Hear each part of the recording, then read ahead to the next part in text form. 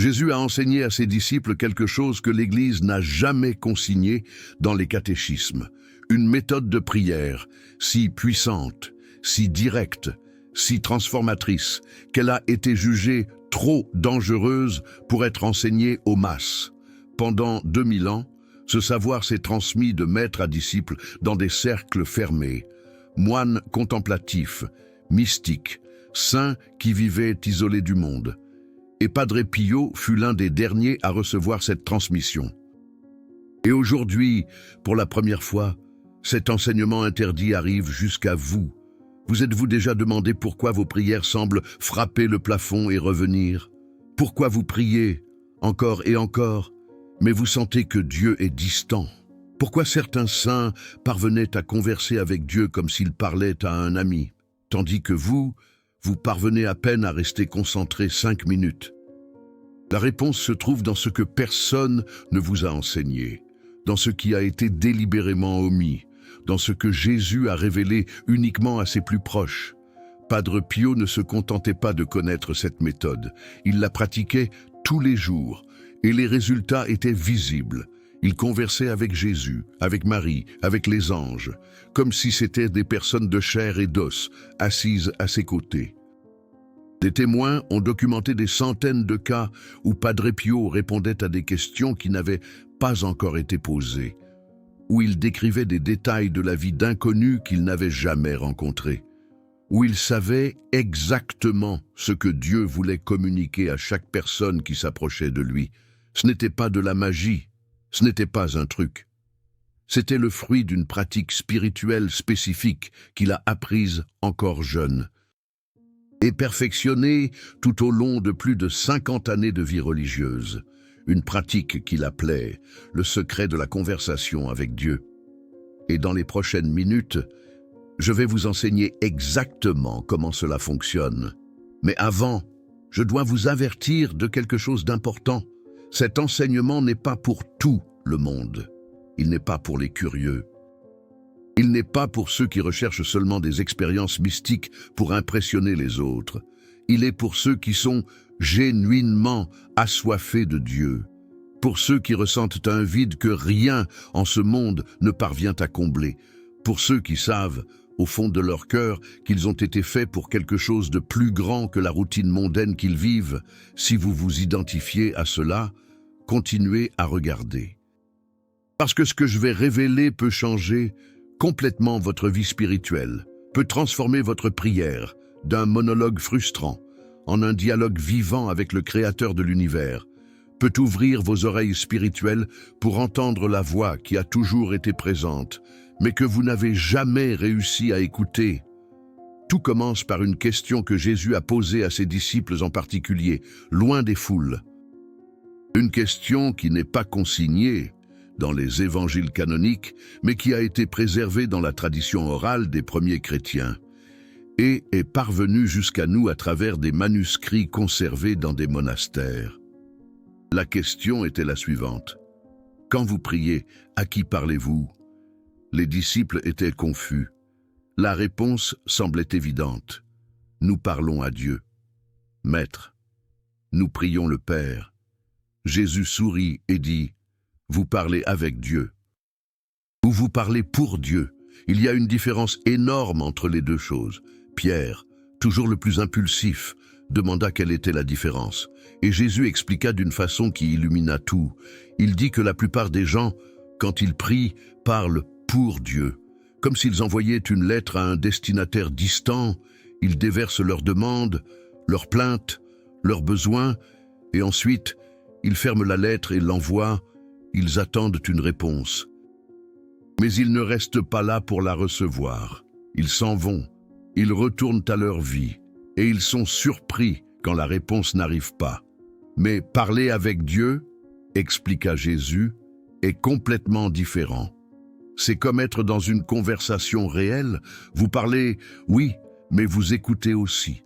Vous exprimez ce qui est dans votre cœur, mais vous laissez aussi de la place pour que Dieu exprime ce qui est dans son cœur. Vous ne vous en allez pas après avoir fait vos demandes. Vous restez, vous attendez, vous vous taisez, et dans ce silence, la voix de Dieu devient audible. Padre Pio a appris cela très tôt dans sa formation religieuse. Son directeur spirituel, un vieux frère qui avait reçu cet enseignement de son propre maître, enseigna au jeune Francesco Forgione, qui deviendrait plus tard Padre Pio, que la prière véritable avait 3 mouvements. Pas 1, pas 2, mais 3. Et la plupart des chrétiens ne connaissent que le premier. Le premier mouvement est celui que tout le monde connaît. C'est la parole. C'est quand vous vous adressez à Dieu avec vos mots. Cela peut être une prière récitée, comme le Notre Père ou le Je vous salue Marie. Cela peut être une prière spontanée, sortie du cœur. Cela peut être un cri de désespoir ou un murmure de gratitude. Ce premier mouvement est important, mais ce n'est que le commencement. Le deuxième mouvement est le silence, et c'est ici que la plupart des gens échouent. Après avoir parlé, ils se lèvent et s'en vont. Ils ne donnent pas le temps à Dieu de répondre. Padre Pio disait que c'était comme téléphoner à quelqu'un, parler sans arrêt pendant 10 minutes et raccrocher avant que la personne de l'autre côté puisse dire un seul mot. Comment espérez-vous avoir une conversation ainsi? Le deuxième mouvement exige de la discipline. Il exige que vous restiez en silence après avoir parlé. Pas un silence inquiet, rempli de pensées sur ce que vous avez à faire après. Un silence véritable, un silence d'attente, un silence qui dit à Dieu « Je suis ici, attendant d'entendre ce que vous avez à me dire ». Padre Pio pratiquait ce silence pendant de longues périodes, parfois pendant des heures. Il restait agenouillé devant le Saint-Sacrement, dans une immobilité complète, dans un silence complet. Les autres moines pensaient qu'il était en transe, mais il écoutait, il recevait, il conversait avec Dieu d'une façon qui transcendait les mots humains. Mais il y a encore le troisième mouvement, et c'est celui qui est le plus négligé de tous. Le troisième mouvement est la réponse, pas la réponse de Dieu à vous, mais votre réponse à Dieu. Après avoir parlé et après avoir écouté, vous répondez à ce que vous avez entendu. Vous dialoguez, vous interagissez. Vous participez à une conversation réelle, avec des allers-retours, avec des questions et des réponses, avec des révélations et des réactions. Jésus a enseigné aux disciples que ce troisième mouvement était ce qui transformait la prière en communion. Sans lui, la prière n'était qu'un rituel. Avec lui, la prière devenait une rencontre réelle entre 2 personnes qui s'aiment et veulent se connaître plus profondément. Maintenant, vous pouvez être en train de penser « Mais comment j'entends la voix de Dieu? Je n'ai jamais rien entendu.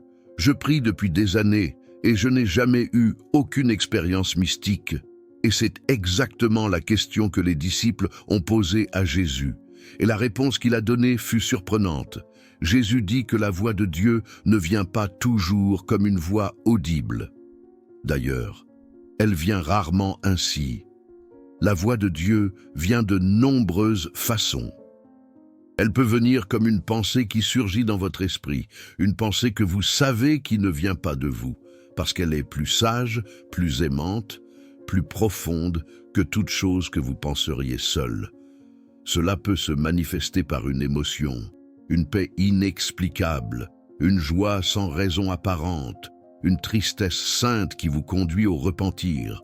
Cela peut surgir comme une image mentale, une scène qui se forme dans votre imagination, mais qui porte une signification spirituelle claire. Cela peut venir à travers les Écritures, lorsqu'un verset que vous avez déjà lu 1000 fois, soudain, saute de la page et parle directement à votre situation. Cela peut passer par une autre personne qui dit exactement ce que vous aviez besoin d'entendre, sans savoir que vous aviez besoin de cela. Padre Pio a expérimenté toutes ces formes de communication divine. Il entendait la voix de Jésus et Marie de manière audible. Oui, mais il recevait aussi des messages à travers des pensées, des émotions, des visions, des rêves, et même à travers le comportement des animaux et des phénomènes de la nature. Il a appris à reconnaître la voix de Dieu dans toutes ses manifestations. Et la clé de cette reconnaissance, enseignait-il, était la pratique constante. Tout comme un musicien entraîne son oreille à reconnaître les notes musicales. Le chrétien doit entraîner son oreille spirituelle à reconnaître la voix de Dieu. Et cela ne vient qu'avec la pratique, avec la persévérance, avec la patience de celui qui sait qu'il développe une habileté précieuse, qui prendra du temps à mûrir. Laissez-moi vous raconter une histoire qui illustre parfaitement ce processus, une histoire que Padre Pio racontait à ses enfants spirituels pour leur enseigner la patience nécessaire dans la vie de prière. Il y avait un jeune moine à San Giovanni Rotondo qui était désespéré parce qu'il n'arrivait pas à entendre la voix de Dieu. Il pratiquait les 3 mouvements de la prière tous les jours. Il parlait, se taisait, attendait, mais rien. Aucune voix, aucune pensée inspirée, aucune émotion spéciale, juste le vide. Après des mois dans cette situation, il chercha Padre Pio en désespoir de cause. « Padre, je fais tout correctement. Je suis toutes les instructions. Mais Dieu ne me parle pas. Est-ce que je fais quelque chose de mal? Est-ce que Dieu m'a rejeté ?» Padre Pio regarda le jeune homme avec ses yeux, qui semblaient voir à travers l'âme, et posa une question inattendue. « Quand vous étiez enfant, et que vous appreniez à parler, combien de temps a-t-il fallu avant que vous puissiez avoir une conversation avec vos parents ?» Le jeune homme fut confus. « Je ne sais pas, Padre. Des mois, peut-être des années. » Padre Pio sourit. « Exactement. Vous avez passé des mois à balbutier des sons sans signification. Vos parents vous parlaient, mais vous ne compreniez rien. Petit à petit, un mot ici, un autre là, vous avez appris, et il a fallu des années avant que vous puissiez avoir une conversation réelle, des années de pratique quotidienne, des années de tentatives et d'erreurs. Pourquoi vous attendez-vous à ce que ce soit différent avec Dieu ?» Le jeune moine resta silencieux, absorbant la leçon. Padre Pio continua « Vous apprenez une nouvelle langue, la langue de l'esprit, et comme toute langue, elle requiert du temps, de la pratique et de la patience. Vous n'avez pas abandonné l'apprentissage du français, simplement parce que vous ne pouviez pas communiquer parfaitement dans les premiers mois de votre vie.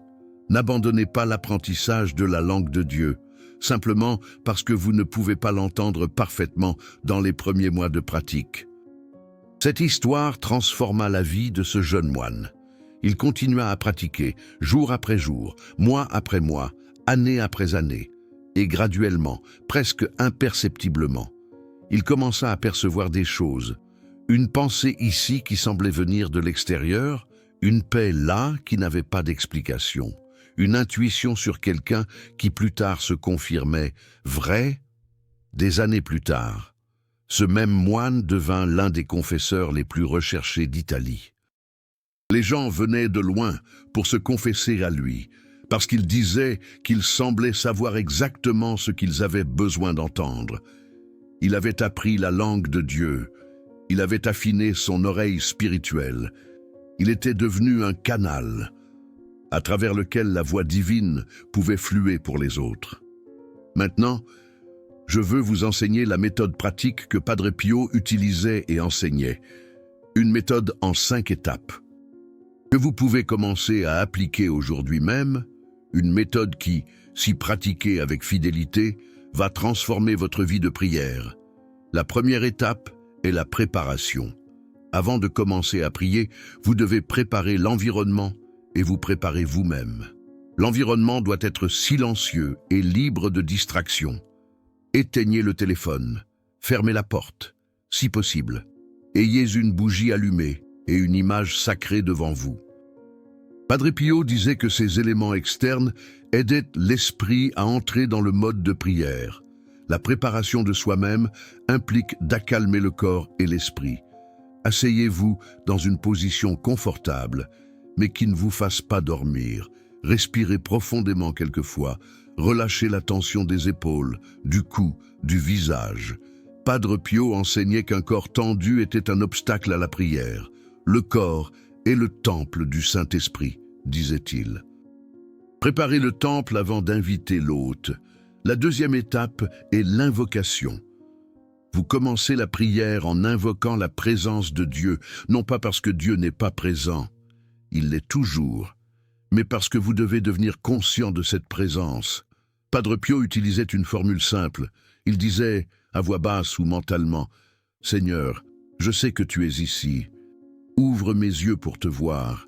Ouvre mes oreilles pour t'entendre. Ouvre mon cœur pour te recevoir. » Cette invocation doit être faite avec calme, avec révérence, avec la conscience que vous vous adressez au Créateur de l'univers. Ce n'est pas une formule magique, c'est un acte de foi, une reconnaissance que Dieu est présent et que vous voulez vous connecter avec lui. La troisième étape est la parole. Maintenant, oui, vous exprimez ce qui est dans votre cœur. Cela peut être de la gratitude, cela peut être une demande, cela peut être du repentir, cela peut être de la louange. Soyez authentiques, n'essayez pas d'impressionner Dieu avec de belles paroles. Il connaît votre cœur mieux que vous-même. Parlez comme un enfant parle avec son père, avec simplicité, avec confiance, avec amour. Padre Pio recommandait que cette phase ne soit pas très longue. Ne transformez pas votre prière en un monologue interminable. Dites ce qui doit être dit et ensuite arrêtez. Laissez de l'espace pour Dieu. La quatrième étape est le silence, et c'est ici que la plupart des gens échouent, et c'est ici que vous devez vous efforcer le plus. Après avoir parlé, restez en silence, ne pensez à rien de spécifique, n'essayez pas de forcer aucune expérience, restez simplement présent, attentif, disponible. Padre Pio comparait cette étape à une radio, qui doit être syntonisée sur la fréquence correcte pour capter le signal. Le silence est la syntonisation. Sans lui, vous vous retrouvez avec beaucoup de bruit et aucun message clair. Combien de temps doit durer ce silence? Padre Pio disait que cela dépend. Au début, commencez avec 5 minutes. Cela va sembler une éternité. Votre esprit va vouloir fuir vers 1000 endroits différents. Ramenez-le, gentiment, sans vous frustrer. Avec la pratique, vous allez réussir à étendre ce temps. Padre Pio restait en silence pendant des heures, mais il avait des décennies de pratique. N'attendez pas cela de vous-même au début. La 5e étape est l'enregistrement, et cette étape est fréquemment ignorée. Mais Padre Pio la considérait essentielle. Après la prière, écrivez ce que vous avez vécu. Même s'il vous semble que rien ne s'est passé, écrivez-le. Même si vous n'avez eu que des pensées éparses, notez-les. Avec le temps, vous commencerez à percevoir des schémas. Vous remarquerez que certaines pensées se répètent, que certaines émotions apparaissent régulièrement, que certaines intuitions se confirment ensuite. Ce registre est comme un journal de votre conversation avec Dieu, et il devient de plus en plus précieux avec le temps. Padre Pio a conservé des registres de ses expériences spirituelles pendant des décennies. Ces registres sont devenus une partie du matériel utilisé dans son procès de canonisation. Il documentait non seulement les visions et les miracles extraordinaires, mais aussi les petites perceptions du quotidien, les subtiles movimentations de l'esprit dans son âme. Maintenant, laissez-moi vous parler des obstacles que vous allez rencontrer, parce qu'il serait malhonnête de ma part de vous enseigner cette méthode sans vous alerter des difficultés. Padre Pio était très clair à ce sujet. Il disait que le chemin de la prière profonde n'était pas pour les faibles de cœur. Le premier obstacle est la distraction mentale. Votre esprit a été entraîné pendant toute votre vie à être toujours occupé, toujours à traiter des informations, toujours à sauter d'une pensée à une autre. Quand vous essayez de rester en silence, il va se rebeller.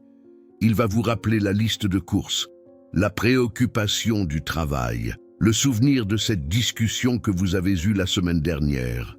C'est normal. Cela arrive à tout le monde, même aux saints.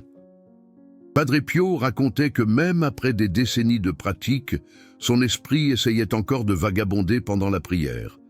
La différence, c'est qu'il avait appris à le ramener rapidement, sans frustration, sans auto-jugement. Il comparait l'esprit à un enfant que vous apprenez à rester tranquille. Vous ne criez pas sur l'enfant à chaque fois qu'il bouge. Vous le ramenez gentiment, avec patience, avec amour. Faites de même avec votre esprit. Le deuxième obstacle est la sécheresse spirituelle. Il y aura des périodes où votre prière semblera complètement vide. Vous ferez tout correctement. Vous suivrez toutes les étapes et vous ne ressentirez absolument rien. Aucune paix, aucune joie, aucune présence, juste le vide.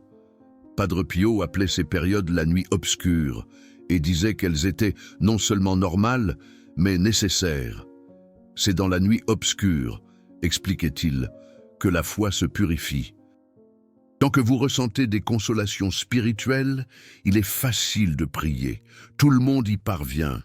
Mais quand tout semble vide, quand Dieu semble absent, quand la prière semble un exercice futile, c'est là que votre foi est testée. C'est là que vous découvrez si vous aimez vraiment Dieu ou si vous aimez seulement les consolations qu'il donne. Sainte Thérèse d'Avila, l'une des plus grandes mystiques de l'histoire, a passé 10 ans dans la nuit obscure. 10 ans à prier sans rien ressentir. Et quand elle est finalement sortie de cette période, son union avec Dieu était si profonde qu'elle pouvait dire avec conviction, même s'il n'y avait pas de ciel, « J'aimerais encore Dieu. Même s'il n'y avait pas d'enfer, j'éviterais encore le péché. » L'amour était devenu pur, désintéressé, inconditionnel. Le troisième obstacle est l'attaque spirituelle. Et ici, je dois être direct avec vous. Quand vous commencez à approfondir votre vie de prière, vous devenez une menace pour l'ennemi, et il ne va pas rester les bras croisés à regarder. Il va essayer de vous décourager. Il va planter des pensées de doute dans votre esprit. Il va créer des circonstances qui rendent difficile de trouver du temps pour prier. Il va utiliser les personnes autour de vous pour vous distraire, vous critiquer, vous décourager. Padre Pio en savait beaucoup sur ce sujet. Il a mené des batailles littérales contre des démons pendant toute sa vie. Il l'attaquait physiquement, le laissant couvert d'hématomes.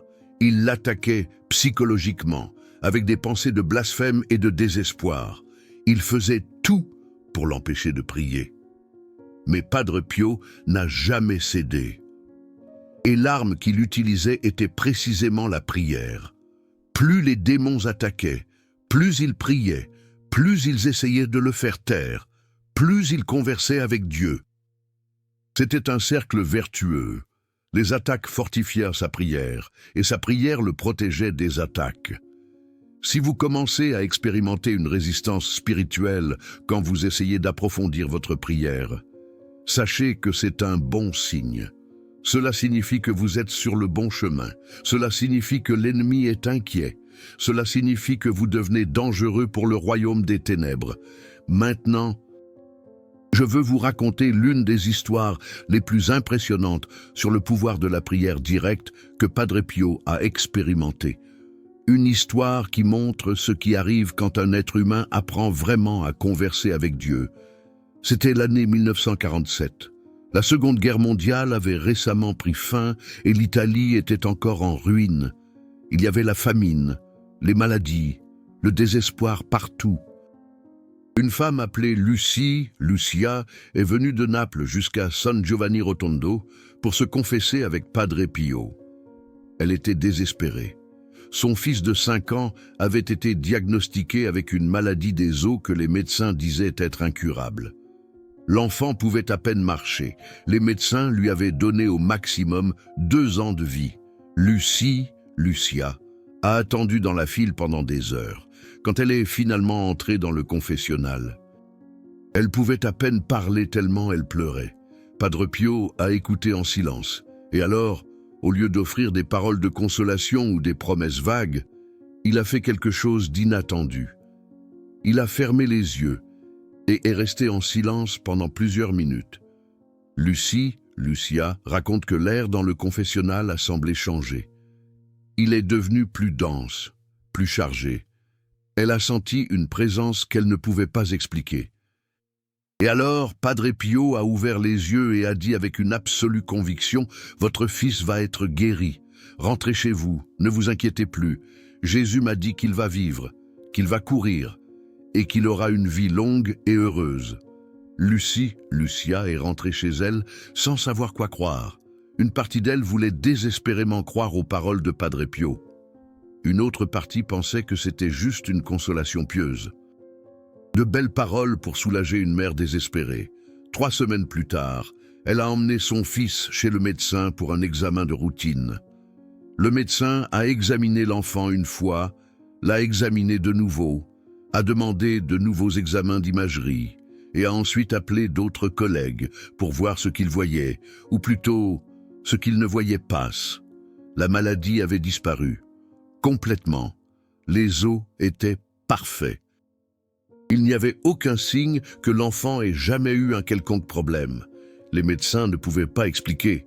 Ils ont dit qu'ils avaient dû se tromper dans le diagnostic initial. Mais Lucia, savait la vérité. Padre Pio avait conversé avec Jésus et Jésus avait répondu. Cette histoire a été documentée et fait partie des miracles attribués à Padre Pio. Mais le plus important, ce n'est pas le miracle en lui-même.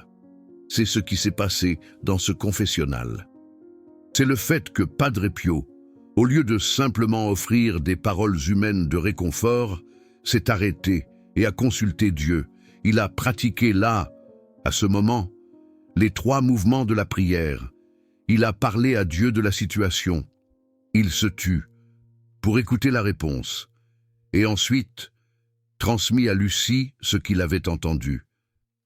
Laissez-moi vous raconter une autre histoire qui illustre le pouvoir de cette communication directe. En 1959, un homme nommé Antoine vint de Sicile jusqu'à San Giovanni Rotondo. Il était athée, il ne croyait pas en Dieu, il ne croyait pas aux saints, il ne croyait en rien. Mais sa femme, Sophie, était dévote de Padre Pio et elle implora Antoine de l'accompagner dans ce voyage.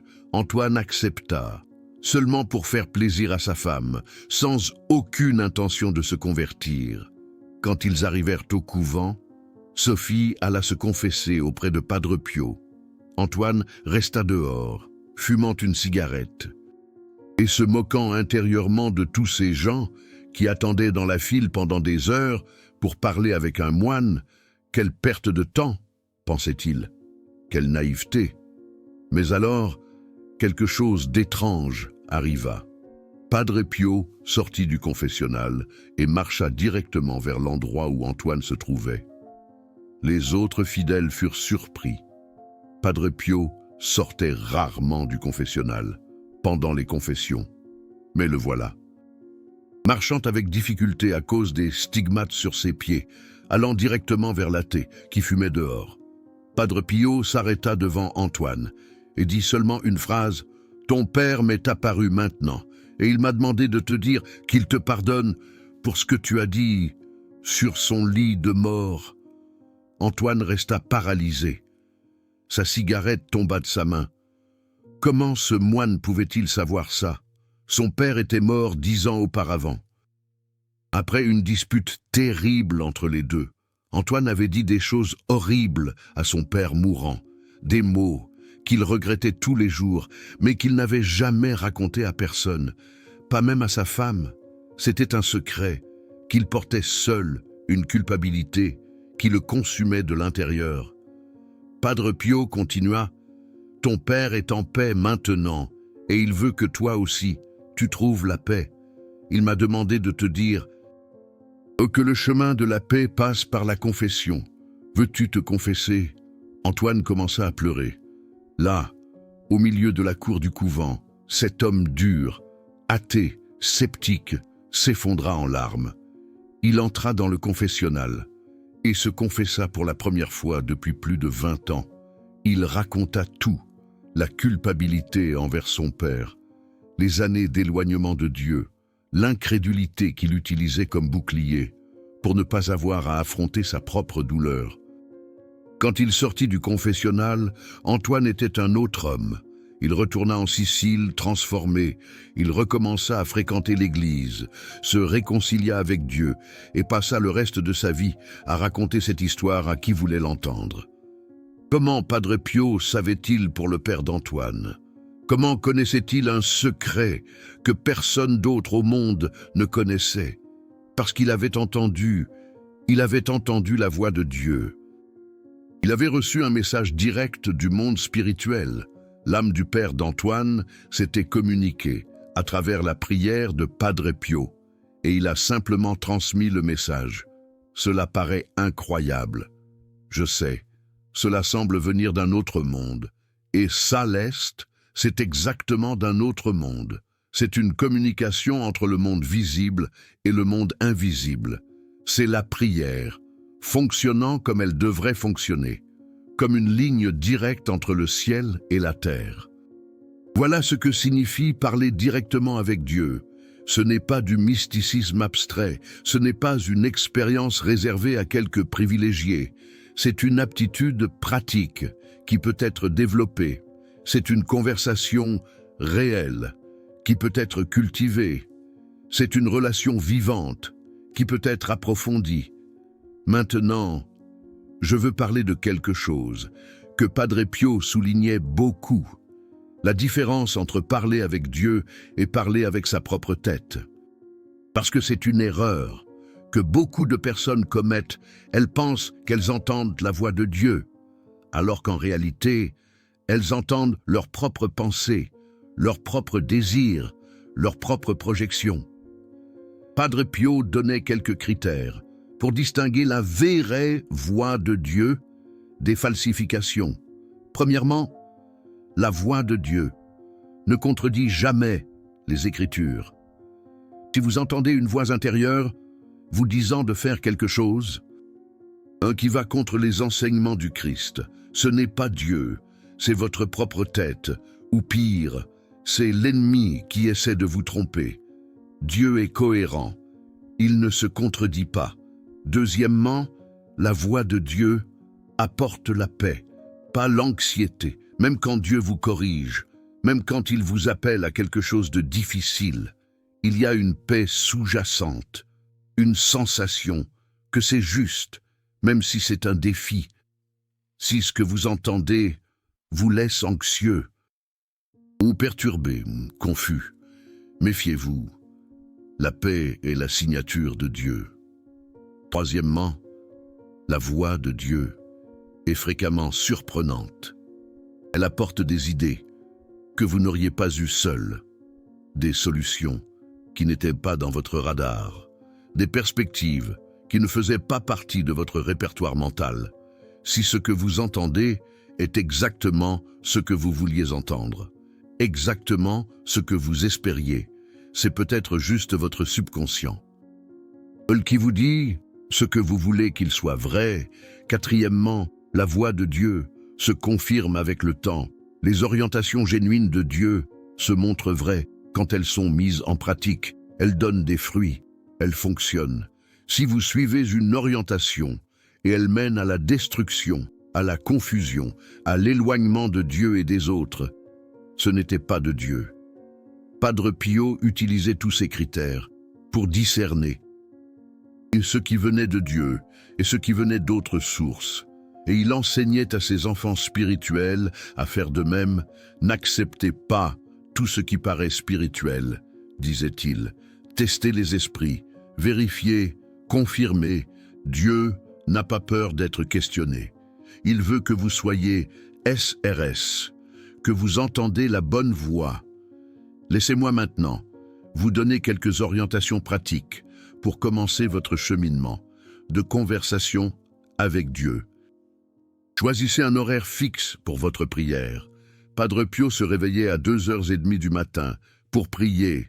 Vous n'avez pas besoin d'être aussi radical, mais vous devez avoir de la consistance. Choisissez un horaire qui fonctionne pour vous et soyez fidèle à lui. La routine crée l'habitude crée la profondeur. Commencez avec des séances courtes. 15 minutes suffisent au début, 5 minutes de parole, 5 de silence, 5 pour enregistrer. Au fur et à mesure, que vous progresserez, vous pourrez augmenter graduellement, mais n'essayez pas d'être un héros au début. La précipitation est l'ennemi de la profondeur. Ayez un lieu spécifique pour prier. Ça peut être un coin de votre chambre. Ça peut être une chaise spécifique dans le salon. L'important, c'est que ce soit toujours le même endroit. Avec le temps, votre cerveau associera cet espace avec la prière et il sera plus facile d'entrer dans l'état de recueillement. Utilisez des supports quand c'est nécessaire. Au début, il peut être utile d'avoir une image sacrée à regarder, une bougie pour se concentrer, un chapelet à tenir. Ces éléments physiques aident l'esprit dispersé à se concentrer.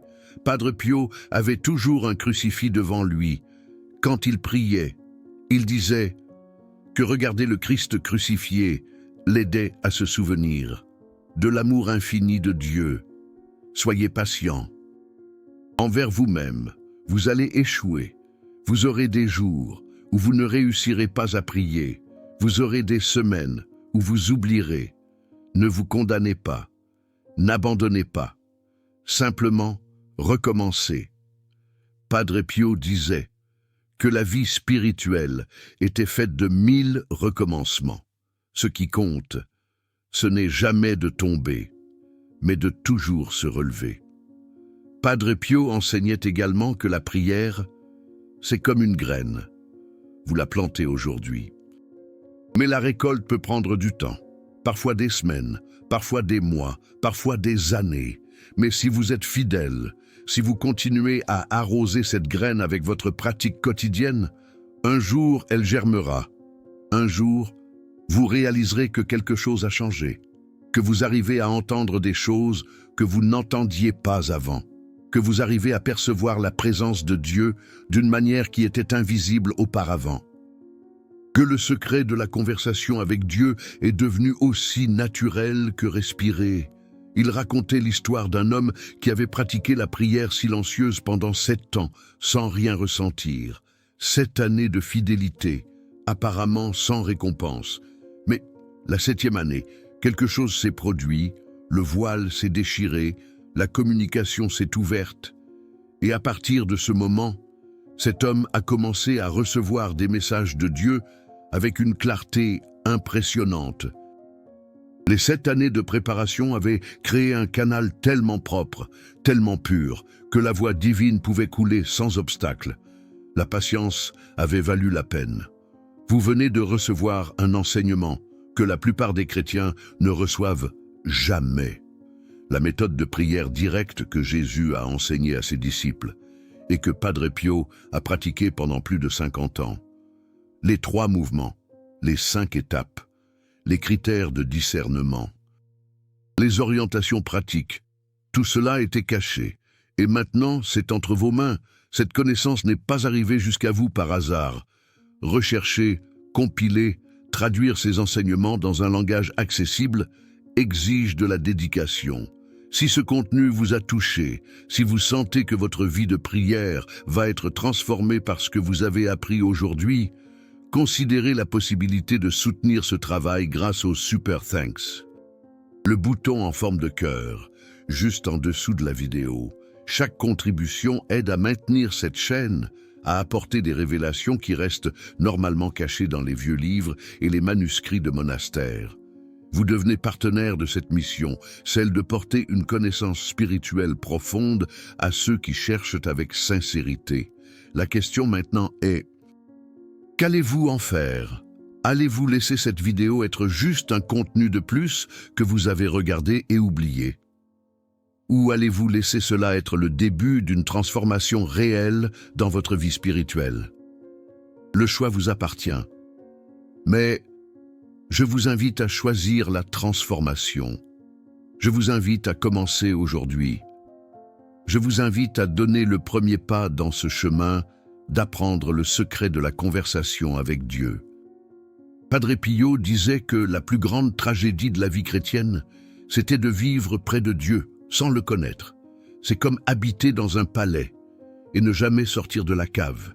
C'est comme avoir accès à un banquet et ne manger que des miettes. C'est comme être le fils du roi et vivre comme un mendiant. Vous avez été fait pour plus. Vous avez été appelé pour plus. Vous avez accès à une intimité avec Dieu que la plupart des gens ne savent même pas qu'elle existe. Et maintenant, vous avez les outils pour construire cette intimité. Dans les commentaires, je veux savoir, avez-vous déjà essayé de pratiquer le silence dans la prière? Combien de temps arrivez-vous à rester en silence avant que votre esprit ne commence à vagabonder? Et si vous avez déjà eu une expérience d'entendre la voix de Dieu, de quelque façon que ce soit, racontez-moi. Votre témoignage peut être exactement ce qu'une autre personne a besoin d'entendre pour avoir le courage de commencer son propre chemin. Si vous n'êtes pas encore abonné à cette chaîne, abonnez-vous maintenant et activez la cloche des notifications. J'ai beaucoup plus à partager sur les enseignements de Padre Pio, des révélations qui vont continuer à approfondir votre vie spirituelle et vous rapprocher de plus en plus du cœur de Dieu. Que Padre Pio intercède pour vous dans ce chemin, que lui, du ciel, guide vos pas dans la prière, qu'il vous aide à surpasser les obstacles et à persévérer dans les moments de sécheresse, et que vous, ainsi que lui, appreniez à parler directement avec Dieu et à entendre la voix qui a toujours été en train de parler, en attendant seulement que vous appreniez à écouter. Amen.